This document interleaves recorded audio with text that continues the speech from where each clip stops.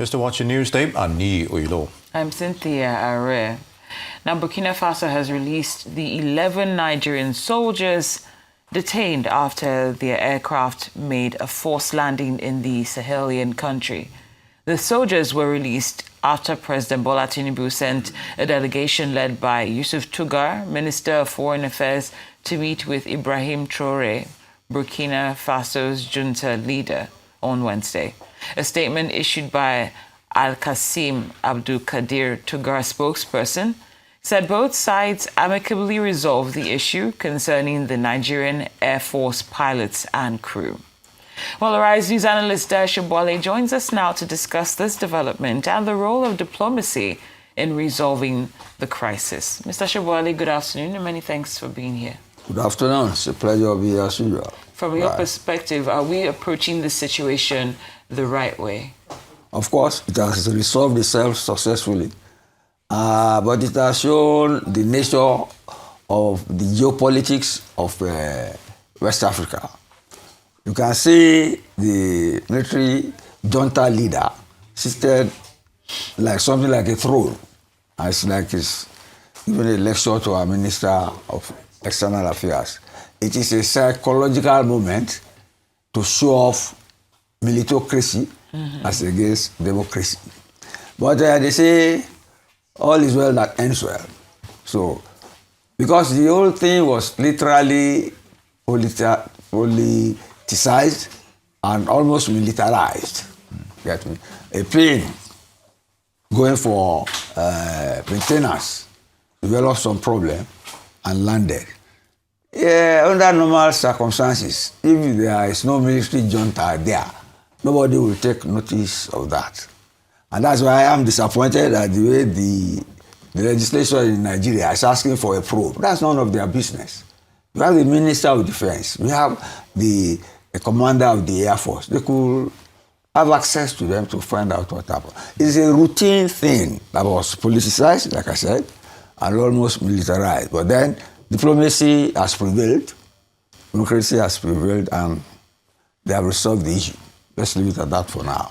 All right, so despite the three Sahel countries leaving ECOWAS, of course, shouldn't there be a backdoor channel of communications when it comes to scenarios such as this? After all, we're still neighbors. You still have that backlash over, the military taking over power and ECOWAS democratic states not being comfortable with that fact. Do you think that factor also played into this that is scenario what is playing a part. Yeah. That's why I was stressing the psychological impact of the military ruler talking to a representative of a democratic government. So you have to look at the context in which this has happened. If you look at the acronym, they call them AES. But if it is in English, it's an Association of Sahel States, which is us. Okay? But you see, essentially, it would not have been a cause of concern because we are not at war with Burkina Faso. But both of us have experienced military rule. They have just come back to theirs. We are in a vibrant democracy. But then you see, the army in power has to protect itself because something just happened in Benin. And we intervened. Guinea-Bissau, we intervened. So there is a case of mistrust.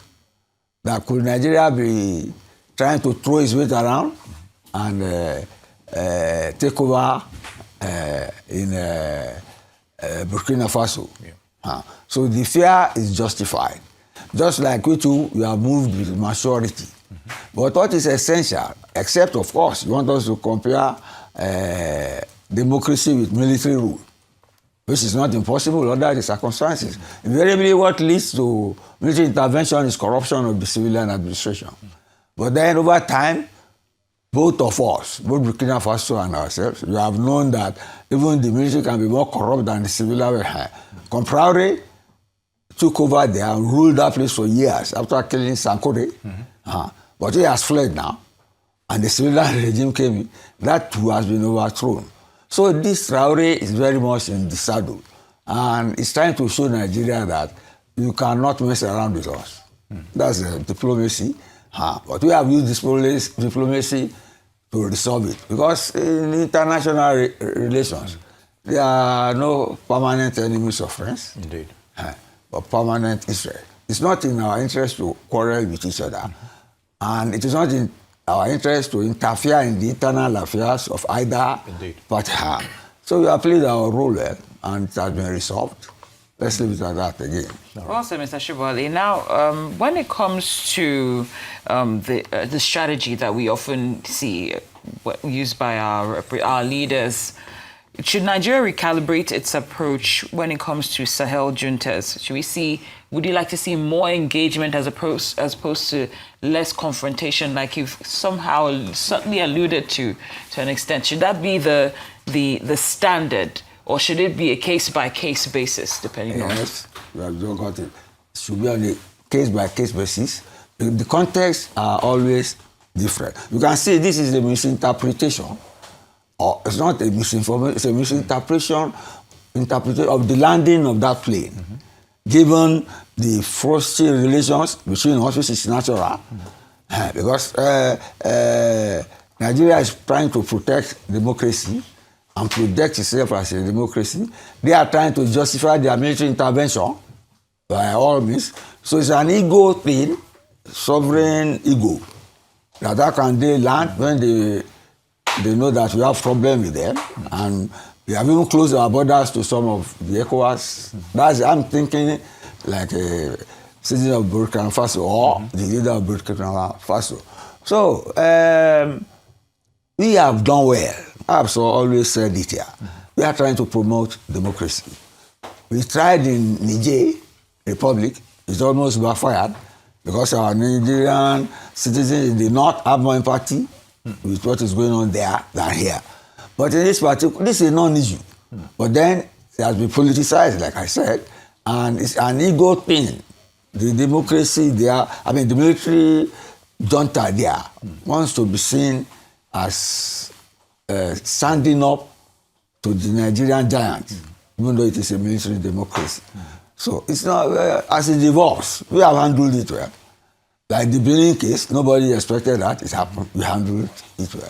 We have handled this too. It should not degenerate to what the legislature was looking forward to, and how during an inquiry. That was extravagant and irrelevant. Let's leave it at that. Okay, just looking, just before this resolution, I remember the Nigerian Air Force in its statement saying that it followed aviation protocols, especially when it comes to emergency landings in this regard. So while in Burkina Faso airspace, shouldn't that have taken greater precedence over any other consideration? Yes, you've already said to a large extent they want to be seen as they are the ones in power. I'm just thinking, if it was a French plane, a military plane that was en route to another country, and it landed like that... No, that could be in trouble. Yeah, to a large extent. They are cutting out relations with France too. It could even be worse because they want to show France that they are now in control and that they are now not together with the French. Indeed. In our case, it's because Tinubu was chairman of ECOWAS and they knew what happened in Benin. So they don't want to be caught pants down, like Nigeria taking over their country. But like I said, you will soon see, I'm not a prophet. They too will be overthrown very soon, either by another military regime or by the jihadists. But mainly all of them, they are facing the jihadists, and the jihadists are getting stronger. With the withdrawal of the French and the elimination of the Russians. So it's the regular army fighting. So you will see sooner than later, they will call on France, or in our own case, if Trump follows through on the genocidal crime against Nigeria, you will see the geopolitical situation will change. The geopolitical arrangement and alliances and interests will change. The U.S. will not want the jihadists to take over the Sahel. So sooner than later, it will come back. It has found an excuse in the genocidal something. But jihadists too are not relenting. They are looking for allies and all that. And they are being armed Muslim nations sympathetic on the grounds of religion. On the ground of, although they will never, most of them will never come out clearly to say it. Indeed. And even amongst us, those in the armed forces who are fighting, who have empathy for jihadist grievances or goals and objectives, they are still there undermining our effort to tackle insecurity. That's the soft underbelly of our fight against Islamic jihadism and terrorism. Indeed. That's it. Well said, Mr. Sobowale. Many thanks for your time and analysis. We appreciate you as always. Thank you.